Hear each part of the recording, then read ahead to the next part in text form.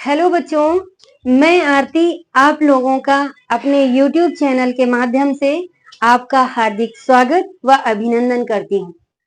आपसे मैं ये निवेदन करती हूँ कि आप हमारे चैनल को लाइक करें, शेयर करें, सब्सक्राइब करें और बेल आइकन को दबाना ना भूलें ताकि हमारी आने वाली नोटिफिकेशन आपको समय के साथ मिलती रहे और आपकी तैयारी में ये मेरा लेक्चर जो है आपके लिए हेल्पफुल साबित हो सके। तो आज हम अपने समय को ना गवाते हुए हम आपके समक्ष एक बहुत इम्पोर्टेंट और इंटरेस्टिंग चैप्टर ले करके आए हैं। वो चैप्टर कौन सा है? सिंधु घाटी की सभ्यता। आज हम पढ़ने वाले क्या है? सिंधु घाटी की सभ्यता के बारे में। इसके पहले हमने जो कल पढ़ा था उसको एक बार कुछ शब्दों में जो है रिवीजन करा देते हैं। हमने कल इतिहास का वर्गीकरण पढ़ा था। इतिहास का वर्गीकरण व इतिहास का उल्लेख कहाँ मिला और इतिहास का जो है सर्वप्रथम परिभाषा कहाँ दी गई। तो इतिहास का सर्वप्रथम उल्लेख कहाँ पर मिला है? वो अथर्ववेद में मिला है। वहीं पर इतिहास की जो सबसे पहली परिभाषा दी गई है वो कहाँ पर दी गई है? महाभारत में। ठीक है। इसके बाद इतिहास का सर्वप्रथम प्रयोग कहाँ पर किया गया? यूनान में किया। किसने किया था? हेरोडोटस महोदय ने किया था। इनकी पुस्तक क्या थी? हिस्टोरिका थी। समझ में आया ना? जिसने रिवीजन किया होगा उसको बहुत इंटरेस्ट आ रहा होगा और जिसने रिवीजन नहीं किया होगा तो उसको भी आ जाएगा। ठीक है। पढ़ने पर जब आप कंटिन्यूटी बना करके रखते हैं तो हर चीज समझ में आने लगती है। इसके बाद में हमने इतिहास का वर्गीकरण कितने भागों में किया था? 3 भागों में किया था। एक था प्रागैतिहास, दूसरा था आद्य इतिहास और तीसरा क्या था? ऐतिहासिक काल। ठीक है। प्रागैतिहास काल के बारे में हमने क्या बताया था कि जहां पर लिखित विवरण नहीं मिला है और वहां की प्राप्त वस्तुओं के अनुसार हमने इतिहास लेखन कार्य कर दिया, वो क्या कहलाया? प्रागैतिहासिक काल कहलाया। दूसरे नंबर पर क्या था? आद्य ऐतिहासिक काल था। आद्य इतिहास के अंतर्गत लिखित विवरण पाए गए हैं। इनकी लिपि भी थी लेकिन इनकी लिपि को नहीं पढ़ा गया, इसलिए ये कौन सा काल कहलाया? आद्य ऐतिहासिक काल कहलाया। प्राग इतिहास काल के अंतर्गत हम पाषाण काल को पढ़ते हैं और आद्य इतिहास के अंतर्गत हमारे सामने 2 सभ्यताएं उभर करके आती हैं। पहली सभ्यता सिंधु घाटी की सभ्यता और दूसरी कौन सी आती है? वैदिक सभ्यता। यहां तक क्लियर है ना? और ऐतिहासिक काल के अंतर्गत 600 बीसी से लेकर यानी कि मगध साम्राज्य की उत्पत्ति से लेकर जो है आज तक की जो संपूर्ण घटनाएं हैं वो ऐतिहासिक काल के अंतर्गत आती हैं। इनकी अपनी लिपि है, इनकी लिपि को भी पढ़ा गया है, चाहे वो शिलालेखों में हो, चाहे स्तंभ लेखों में हो या ताम्र पत्रों में हो, किसी के भी माध्यम से इनकी लिपि को क्या किया गया है? पढ़ा गया है। तो इसलिए इस तरह से हमने कल की जो आपको क्लास पढ़ाई उसका जो है रिवीजन के तौर पर हमने 5 मिनट्स लिए। अब हम चलते हैं क्या? सिंधु घाटी की सभ्यता। सिंधु घाटी की सभ्यता किसके अंतर्गत आई? आद्य इतिहास के अंतर्गत आई। ठीक है। तो सीधे क्वेश्चन इसमें पूछता है कि सिंधु घाटी की सभ्यता किस काल के किस ऐतिहासिक के किस काल के अंतर्गत आती है? तो वो क्या होता है? आद्य इतिहास के अंतर्गत आती है। ठीक है। अब हम क्या करेंगे कि सिंधु घाटी की सभ्यता को पढ़ने के लिए हमने इसको कई चरणों में डिवाइड कर रखा है। ये इतना बड़ा चैप्टर है कि बिना एक रणनीति बनाए हम इस चैप्टर को कवर नहीं कर सकते हैं। अगर हम कोई रणनीति नहीं बनाते हैं तो चैप्टर तो कवर हो जाएगा लेकिन हमारे इंपॉर्टेंट कंटेंट जो है वो क्या हो जाएंगे? मिस हो जाएंगे। तो इस तरह से हमने इसको कई चरणों में बांटा है पढ़ने के लिए। पहला क्या है? सिंधु घाटी सभ्यता की खोज कब की गई या इससे संबंधित जो भी इतिहासकार हैं उनके बारे में हम जानेंगे। ठीक है। इसके बाद में क्या है? सिंधु घाटी का तिथि या कालक्रम क्या था। तीसरा नंबर पर क्या हम लेते हैं? तीसरे नंबर पर लेते हैं कि सिंधु घाटी का नामकरण हमने किस आधार पर किया। चौथा क्या है, सिंधु घाटी की सभ्यता से संबंधित मत कितने उभर करके आए। पांचवा क्या है, सिंधु घाटी की सभ्यता के अंतर्गत आने वाली विशेषताएं जो होंगी उसके बारे में हम पढ़ेंगे। और सिंधु घाटी की सभ्यता का विस्तार कहां से कहां तक था और इसका आकार कैसा था उसके बारे में हम चर्चा करेंगे। फिर क्या आता है, सिंधु घाटी सभ्यता से संबंधित महत्वपूर्ण स्थल और सिंधु घाटी सभ्यता के पतन के कारण क्या थे इसके बारे में हम जानेंगे। ठीक है, तो सबसे पहले हमने क्या लिया, सिंधु घाटी की सभ्यता से जो जुड़े हुए लोग हैं। बात है बच्चों कब की, 1826 की। 1826 में आपको पता है कि उस समय हिंदुस्तान अंग्रेजों का उपनिवेश हुआ करता था। तो जितनी भी भारत की राजनीतिक, आर्थिक और सामाजिक स्थिति जो है इन्हीं के हाथों में थी। जो सामाजिक, आर्थिक, राजनीतिक कंट्रोल था ये अंग्रेजों के हाथ में था। ठीक है, तो यही जो है पूरे हिंदुस्तान में शासन कर रहे थे। तो इन्हीं अंग्रेजों में निकल करके एक कौन से आए 1826 में, चार्ल्स मेसन साहब। चार्ल्स मेसन साहब ये थे कि ये आए कहां पर, पाकिस्तान के दौरे पर आए। पाकिस्तान के दौरे पर आए तो वहां के स्थानीय लोगों ने इस सिंधु घाटी की सभ्यता के बारे में चार्ल्स मेसन को बताया। तो जब चार्ल्स मेसन को बताया तो ये गए, उन्होंने वहां पर जाकर के निरीक्षण किया और निरीक्षण में इन्होंने भी कुछ चीजें पाई, जैसे कि वृषभ की सील है, मोहरे हैं, कुछ चीजें पाई जो इनको आश्चर्य करने वाली थी। तो इनको ये विश्वास हो गया कि कुछ तो है यहाँ पर, कोई ना कोई सिविलाइजेशन तो है जो यहाँ के खंडहरों में क्या है, दफन है। तो इन्होंने जो है एक पत्रिका निकाली, कौन सी, narrative of journey. Narrative of journey में, इस पत्रिका में इन्होंने सबसे पहले सिंधु घाटी की सभ्यता के बारे में छोटी सी जानकारी दी। ठीक है, इन्होंने जानकारी दी। इसके बाद में आता है 1853 से लेकर के 1856 का दौर। ठीक है, अब जब 1853 से 1856 का दौर आता है तो एक आते हैं अलेक्जेंडर कनिंघम साहब। इन्होंने 2 साल तक इस सभ्यता की खोज में अपना टाइम निकाल दिया, लेकिन एटलीस्ट इन्होंने जो सिंधु घाटी की सभ्यता के महत्व को ये नहीं समझ पाए और उन्होंने इसको क्या कर दिया, नकार दिया। जब नकार दिया तो हुआ क्या कि सिंधु घाटी की सभ्यता को जब इन्होंने नकार दिया तो अब आता है कौन सा दौर, 1856 का दौर। जब इन्होंने नकार दिया तो ये हुआ कि नहीं, ऐसा कुछ नहीं है कि यहाँ कोई सिविलाइजेशन दफन है, ऐसा कुछ भी नहीं है। इन्होंने जब नकार दिया तो बात आती है कब की, 1856 की। 1856 का वो दौर था जब संपूर्ण भारत में रेलवे लाइन बिछाई जा रही थी। रेलवे लाइन बिछाई जा रही थी। आप लोगों को ये पता होगा कि पहली रेलवे कब से कहां तक चली, तो वो कहां से कहां तक चली, मुंबई से लेकर ठाणे के बीच। ठीक है, ये कब चली थी, 1853 में।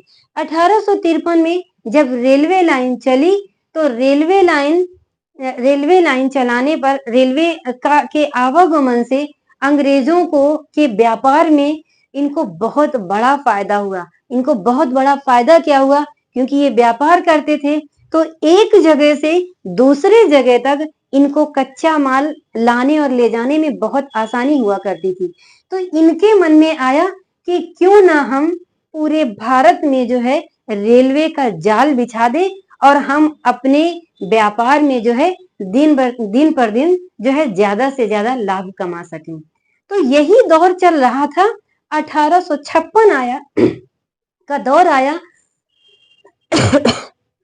1856 में कराची से लेकर के लाहौर के बीच में रेलवे ट्रैक बिछाया जा रहा था।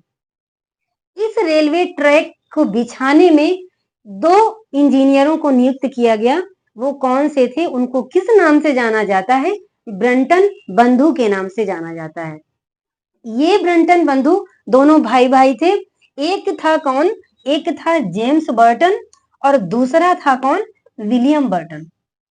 इन्होंने जब रेलवे लाइन बिछा रहे थे तो इस जगह पर खुदाई की और इस खुदाई में इन्होंने बहुत ज्यादा मात्रा में ईंटें प्राप्त की।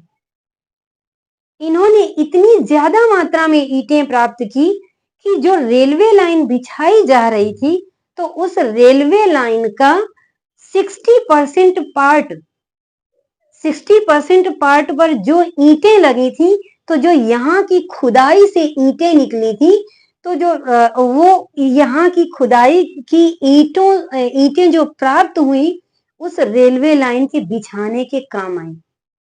अब एक यहाँ पर सोचने वाली बात है कि जिस रेलवे ट्रैक को बिछाने के लिए ईंटों का काम 60% जो है 60% काम यहाँ पर मिली ईंटों से हो गया। तो आप ये समझ सकते हैं कि यहाँ की जो सिविलाइजेशन थी कितनी बड़ी और कितना इसका महत्व था। तो लेकिन इन्होंने रेलवे ट्रैक तो बिछा दिया, यहाँ से प्राप्त ईंटों को भी रेलवे ट्रैक में लगा दिया, लेकिन फिर भी इन्होंने इसके इंपॉर्टेंस को नहीं समझा। ठीक है, अब इसके बाद में क्या आता है? 1905 का दौर आता है।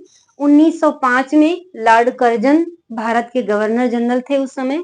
इन्हीं के टाइम पर जो है पुरातत्व विभाग की स्थापना की गई। अब जो भी छोटी मोटी बातें उभर करके आ रही थी, लोग खोज कर रहे थे, लेकिन इतना इंपॉर्टेंस नहीं दे रहे थे। इंपॉर्टेंस तो तब दिया गया जब 1921 में जो है सर जॉन मार्शल को पुरातत्व विभाग का निदेशक नियुक्त किया गया। ये जो सर जॉन मार्शल हैं, ये पुरातत्व विभाग के लिए या सिंधु घाटी की सभ्यता के लिए एक बहुत बड़ा राज खोलने वाले थे, क्योंकि ये सुन रहे थे कि नहीं वहां पर एक सिविलाइजेशन है, अजीबोगरीब चीजें पाई जा रही हैं।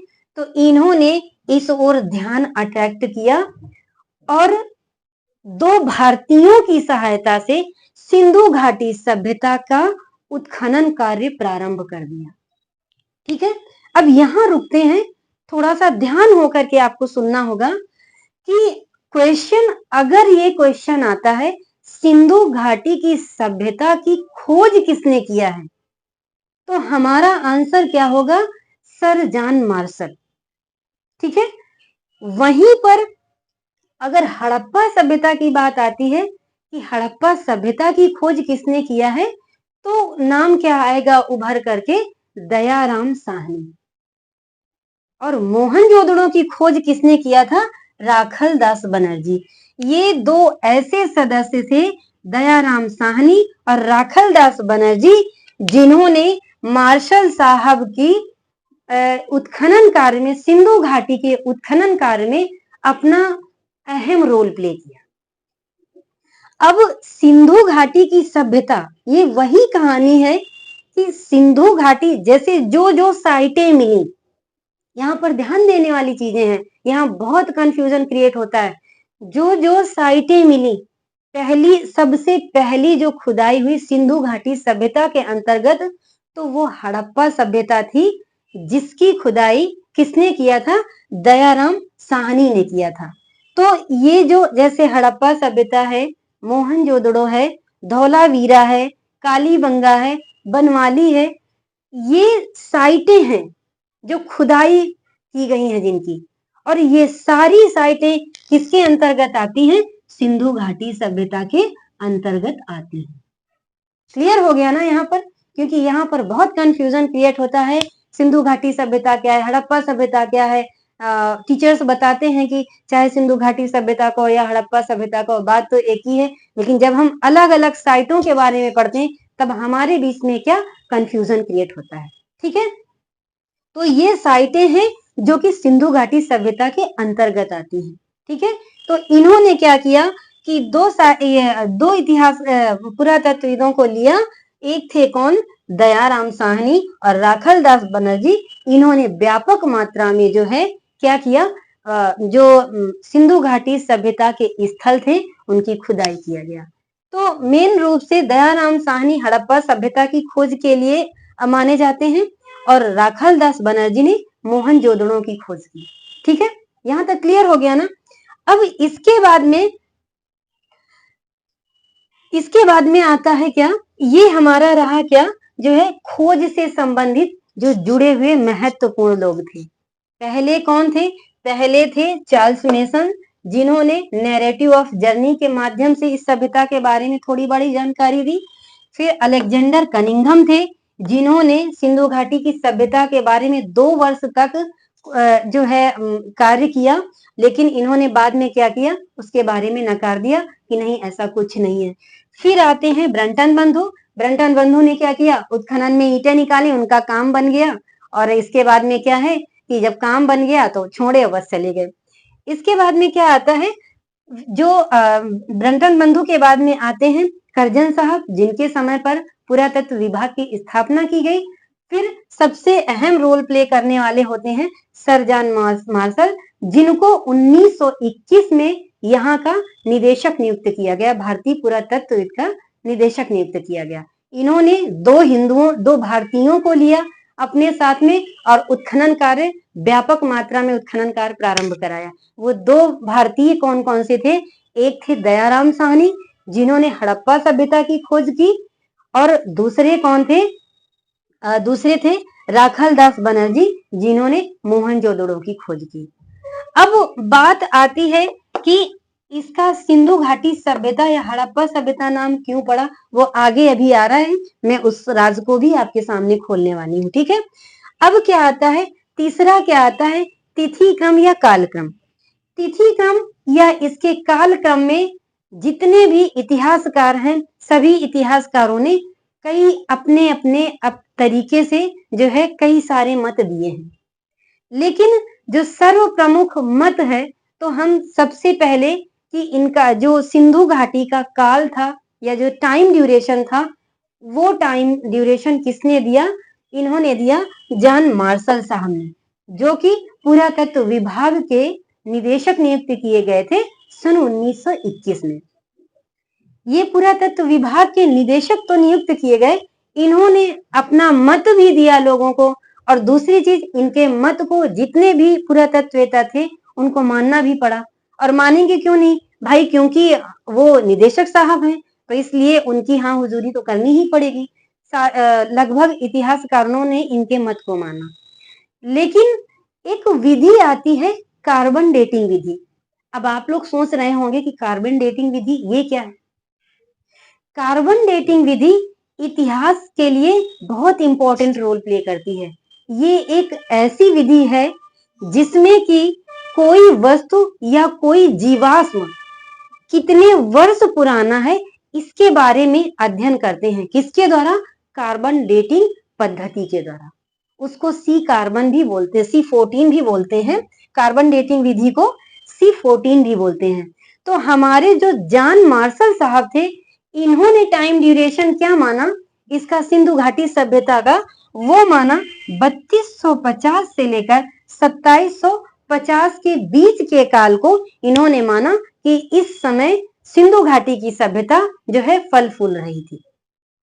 वहीं पर जब कार्बन डेटिंग विधि आई, तो कार्बन डेटिंग विधि के अंतर्गत जो है टाइम कौन सा निकल करके आया, 2300 से लेकर के 1750 तक का काल जो है सिंधु घाटी की सभ्यता का काल था। ये किसके अंतर्गत आया, ये आया कार्बन डेटिंग के अंतर्गत। सर जॉन मार्शल ने क्या टाइम ड्यूरेशन निर्धारित किया, 3250 से लेकर 1750 तक। वहीं पर कार्बन डेटिंग ने अपना मत क्या, कार्बन डेटिंग के माध्यम से रिजल्ट क्या निकल करके आया, 2300 से लेकर 1750 तक। कई सारे इतिहासकारों ने कार्बन डेटिंग की विधि को भी समर्थन दिया, जिसमें सर्व प्रमुख कौन से थे, वो थे डीपी अग्रवाल। डीपी अग्रवाल एक ऐसे पुरातत्ववेत्ता थे जिन्होंने कार्बन डेटिंग द्वारा दी गए टाइम ड्यूरेशन को सर्वाधिक मान्यता क्या किया, प्रदान किया। ठीक है, किसी ने जॉन मार्शल को समर्थन दिया, तो किसी ने कार्बन डेटिंग द्वारा दिए गए काल को जो है समर्थन दिया। अब जो सर्वसम्मति बनी, कई सारे जो लगभग मीन्स 99% जो पुरातत्ववेता थे, तो उन्होंने सर्वसम्मति किस पर दिया, एक डेट और मानी जो कि 2500 से लेकर 1700 बीसी को जो है सर्वाधिक इतिहासकारों ने क्या किया, मान्यता प्रदान किया। ठीक है ना। अब जब सर्वाधिक मान्यता प्रदान किया, तो जनरल रूप से हम जो है ये जो है 2500 से लेकर 1700 बीसी को ही हम क्या मान लेते हैं कि ये जो टाइम ड्यूरेशन था वो सिंधु घाटी की सभ्यता का काल था। ठीक है, यहाँ इतना क्लियर हो गया ना कि काल निर्धारण किसने किसने किया। सबसे पहले काल निर्धारण किया किसने, जॉन मार्शल ने। इन्होंने 3250 से लेकर 2750 तक किया। और कार्बन डेटिंग का जो निकल करके आया, वो क्या निकल करके आया, वो आया जो है 2300 से लेकर के 1750 तक। और जो सर्वसम्मति से जो डेट निकल करके आई, वो कौन सी आई, वो काल कौन सा था, 2500 से लेकर के 1700 बीसी का काल था। ठीक है, अब हम क्या करते हैं कि हमारा ये भी खोज कंप्लीट हुई और तिथि क्रम। अब बारी आती है नामकरण की। नामकरण के अंतर्गत सिंधु सभ्यता के अन्य नाम भी हैं। वो कौन कौन से हैं? पहला है सिंधु घाटी की सभ्यता, दूसरा कौन सा है, हड़प्पा की सभ्यता, हड़प्पा सभ्यता। तीसरा नाम क्या है, तीसरा है कांस्य युगीन सभ्यता। चौथा क्या है, प्रथम नगरीय सभ्यता। और पांचवा क्या है, सुमेर की बेटी। अब ये अलग अलग नाम क्यों आए उभर करके भाई, इनके भी पीछे का रीजन हम जानते हैं कि आखिरकार इतने सारे नाम क्यों आए, कोई तो रीजन होगा। तो आइए हम जानते हैं कि सिंधु घाटी सभ्यता जो है, इसका सिंधु सभ्यता नाम क्यों पड़ा। उसका सिंधु सभ्यता नाम इसलिए पड़ा कि ये सभ्यता जो है अधिकतर सिंधु नदी के किनारे या सिंधु की सहायक नदियों के किनारे अधिकतर इसकी साइटें मिली हैं। इसलिए इसका नाम क्या पड़ा, इतिहासकारों ने दिया सिंधु घाटी की सभ्यता। क्लियर हो गया ना। अब इसके बाद में आता है, चलिए अब ये इसका तो हमें पता चल गया, लेकिन हड़प्पा सभ्यता नाम क्यों पड़ा। हड़प्पा सभ्यता नाम इसलिए पड़ा कि सिंधु घाटी के अंतर्गत सबसे पहली खोज हुई थी, वो हड़प्पा सभ्यता की खोज हुई थी।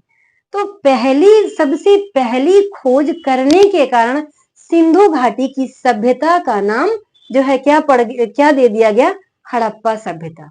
इतिहासकारों ने ये सम्मति बनी कि सिंधु घाटी सभ्यता के अंतर्गत सबसे पहले जिस सभ्यता की खुदाई की गई, तो उस सभ्यता के नाम पर भी हम जो है उस सिंधु घाटी सभ्यता का नामकरण कर सकते हैं। क्लियर हो गया ना यहाँ तक। अब आते हैं क्या, कांस्य युगीन पर, कि कांस्य युगीन सभ्यता क्यों पड़ी। कांस्य युगीन सभ्यता के पीछे रीजन ये है कि सिंधु घाटी सभ्यता के टाइम पर ही कांस्य का प्रयोग किया गया था सिंधु घाटी सभ्यता के लोगों द्वारा। अब क्वेश्चन आता है, यहाँ पे भी आपको ध्यान देने की जरूरत है। क्वेश्चन पूछता है कि मानव द्वारा सबसे पहले प्रयोग की गई धातु कौन सी थी। तो हमारा स्टूडेंट उसने रट लिया है कि मानव द्वारा प्रयोग की गई सबसे पहले धातु क्या थी, तांबा थी। उसके मन में ये बसा हुआ है, आप उससे सोते से पूछ लेंगे तो वो बता देगा। लेकिन अगर क्वेश्चन आ जाता है कि मानव द्वारा प्रयोग की गई सबसे पहली मिश्र धातु कौन सी थी, तो वो कौन सा आ जाता है, कांसा आ जाता है, कांसा आ जाता है। लेकिन एग्जाम में अगर मिश्र धातु पूछ रहा है तो स्टूडेंट क्या करता है कि वो ये नहीं देख रहा है कि धातु पूछ रहा है या मिश्र धातु पूछ रहा है। उसने धातु देखा और वो खुश हो गया, अरे वाह बहुत अच्छा क्वेश्चन आया है। उसने तुरंत, और उसमें ऑप्शन में भी पहला ही ऑप्शन दिया गया होगा तांबा, और स्टूडेंट उसको टिक करके आ जाता है। आपको ऐसा नहीं करना है। आपको अच्छे से क्वेश्चन पढ़ना है कि ये धातु पूछ रहा है या मिश्र धातु पूछ रहा है। अगर धातु पूछ रहा है कि मानव द्वारा प्रयोग की गई सबसे पहली धातु कौन सी थी, तो आपका आंसर होगा तांबा।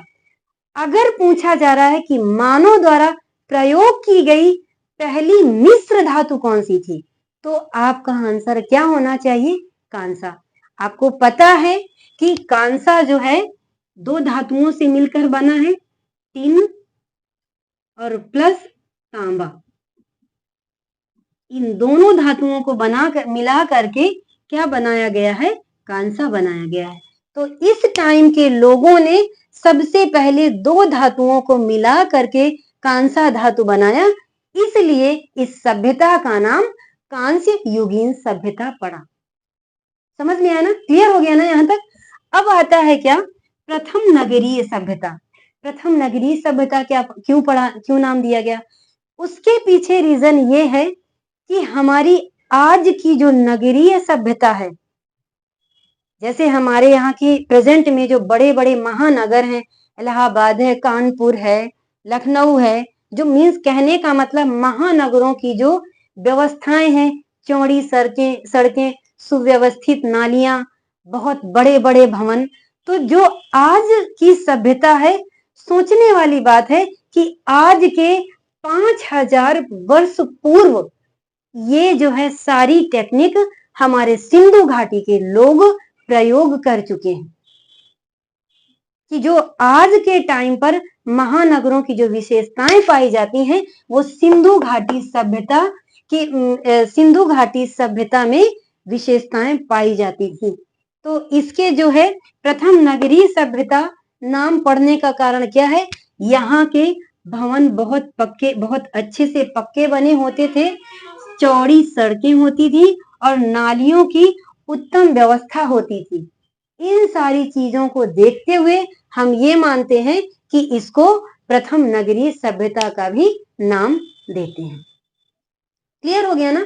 अब आता क्या है? सुमेर की बेटी। 5वां नंबर क्या है? सुमेर की बेटी। सुमेर की बेटी नाम क्यों पड़ा? ये सुमेर की सभ्यता सिंधु घाटी की समकालीन ही सभ्यता थी। तो कुछ इतिहासकार हैं जो कि इस निष्कर्ष पर पहुंचते हैं, सुमेर की जो सभ्यता थी वो इराक की सभ्यता थी। सुमेरियन संस्कृति या फिर मेसोपोटामिया की सभ्यता, इसको दोनों एक ही हैं। तो कुछ इतिहासकारों का मानना है कि सुमेर की सभ्यता से कुछ लोग निकल करके सिंधु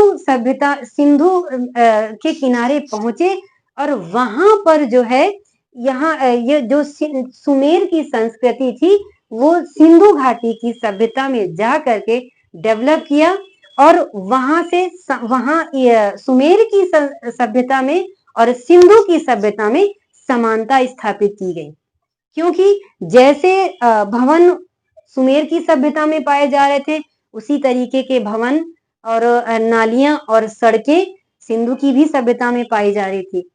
तो इन समानताओं को देखते हुए जो विदेशी इतिहासकार हैं वो इस निष्कर्ष पर पहुंचे कि सुमेर के लोग ही पहुंच करके वहां पर सिंधु की सभ्यता में जा बसे और अपनी सभ्यता को क्या किया? डेवलप किया। तो इस तरह से इन्होंने नाम क्या दे दिया? सिंधु सभ्यता का नाम क्या दे दिया? सुमेर की बेटी। ठीक है, तो ये थे इसके जो नामकरण से संबंधित नामकरण के पीछे जानने का कारण था कि आखिरकार ये नाम क्यों पड़ा। ठीक है, तो ये जो है कारण थे। अब इसके बाद में हम पहुंचते हैं चौथे नंबर पर, उत्पत्ति से संबंधित मत। मीन्स सिंधु घाटी की सभ्यता की उत्पत्ति से संबंधित कितने मत थे? तो सिंधु घाटी की सभ्यता से संबंधित 2 मत निकल करके आए। वो 2 मत कौन से थे? एक था विदेशी मत और दूसरा कौन सा था मत? देसी मत था। देसी मत या स्थानीय मत। विदेशी मत से संबंधित अधिकतर अंग्रेज थे और जो देसी मत या स्थानीय मत से संबंधित जो इतिहासकार थे वो भारतीय थे। और इन विदेशी इतिहासकारों में जो है कौन कौन से लोग आ रहे थे? इन विदेशी मत जो था उसमें सबसे पहले आ रहे थे जॉन मार्शल, दूसरे थे गार्डन चाइल्ड, तीसरे कौन थे? डीडी कौशाम्बी और चौथे थे मार्टिमर व्हीलर। ये 4 लोग थे जो कि विदेशी मत का समर्थन कर रहे थे। विदेशी मत जो कि हमने सुमेर की बेटी का नाम क्यों पड़ा, वही रीजन था। ये विदेशी मत के लोग थे जो कि ये समर्थन कर रहे थे और समानता स्थापित कर रहे थे सिंधु की सभ्यता में और सुमेर की सभ्यता में। वो सिंधु की सभ्यता में और सुमेर की सभ्यता में मत ये स्थापित कर समानता ये स्थापित कर रहे थे कि जो सिंधु की सभ्यता में भवन निर्माण, सड़क निर्माण और नालियों का जो निर्माण किया गया था वो सेम सुमेर की संस्कृति में भी पाया जाता है। तो इसका समर्थन विदेशी इतिहासकारों ने किया। किसका? ये विदेशी मत का। विदेशी जो मत था उसका समर्थन इन 4 लोगों ने किया। वहीं पर देशी या स्थानीय मत आता है, तो देशी या स्थानीय मत से संबंधित 3 लोग आते हैं निकल करके जो कि भारतीय थे। उन 3 लोगों में से सर्व प्रमुख कौन थे? राखाल दास बनर्जी। राखाल दास बनर्जी ने कहा कि इन्होंने विदेशियों के मत का खंडन किया और इन्होंने साफ साफ शब्दों में कहा कि नहीं, जो सिंधु घाटी की सभ्यता थी इसको डेवलप किसने किया था? भारतीयों द्वारा डेवलप किया गया। उन भारतीयों में कौन थे प्रमुख? द्रविड़ थे जो कि साउथ इंडिया में बस रहे थे। इसका इन्होंने खंडन किया। किसका? विदेशी मत का। विदेशी मत का खंडन करते हुए इन्होंने द्रविड़ों को जो है श्रेय दिया कि सिंधु घाटी की सभ्यता को किसने स्थापित किया था? द्रविड़ों ने। वहीं पर एक थे टी.एन. रामचंद्र और दूसरे कौन थे? लक्ष्मण स्वरूप पुसालकर। कौन थे? टी.एन. रामचंद्र, लक्ष्मण स्वरूप पुसालकर। इन लोगों ने कहा, इन्होंने राखाल दास बनर्जी ने जो श्रेय दिया था किसको? द्रविड़ों को। तो इनके मत का इन लोगों ने क्या कर दिया? खंडन कर दिया और इन्होंने कहा नहीं, ये गलत है। ये तो सही है कि सिंधु घाटी सभ्यता को डेवलप किया भारतीयों ने, लेकिन वो द्रविड़ नहीं थे। जो सिंधु घाटी की सभ्यता को जो डेवलप किया तो उनमें से प्रमुख कौन थे? आर्य। इन्होंने आर्यों को श्रेय दिया, लेकिन इनके मत का खंडन जितने भी इतिहासकार थे सभी ने कर दिया। क्यों कर दिया? उसके बारे में हम आपको बताते हैं। आप ये जानते हैं कि जो आर्य थे, उन आर्यों का अध्ययन हम कौन सी संस्कृति के अंतर्गत करते हैं? वैदिक संस्कृति के अंतर्गत करते हैं। ये आर्यों ने वैदिक संस्कृति को डेवलप किया जो कि सिंधु घाटी सभ्यता के बाद की संस्कृति है। तो ये हम कैसे मान सकते हैं कि आर्यों ने जो है सिंधु घाटी सभ्यता को स्थापित किया या इसको डेवलप किया? क्यों नहीं मान सकते हैं? क्योंकि सिंधु घाटी की सभ्यता पहले आई है और जो वैदिक सभ्यता है या आर्यों का आगमन हुआ है, वो आर्यों का आगमन सिंधु घाटी की सभ्यता के बाद में हुआ है। एक तो ये रीजन हुआ। दूसरा रीजन क्या है? हमने आपको बताया कि जो ये प्रथम नगरीय सभ्यता थी, प्रथम नगरीय सभ्यता के बारे में जानने का कारण क्या है? क्योंकि यहाँ के पक्के भवन थे, यहाँ की चौड़ी सड़कें थी और नालियों की भी उत्तम व्यवस्था थी। तो जब नालियों की उत्तम व्यवस्था थी तो हमें ये पता है कि वैदिक सभ्यता के लोग, अगर इनको भवनों को बनाने के बारे में जानकारी थी, अगर इनको ये पता था कि वहां की चौड़ी सड़कें थी, तो ये लोग झोपड़ियों में क्यों रहे? ये लोग कबीले में क्यों रहे?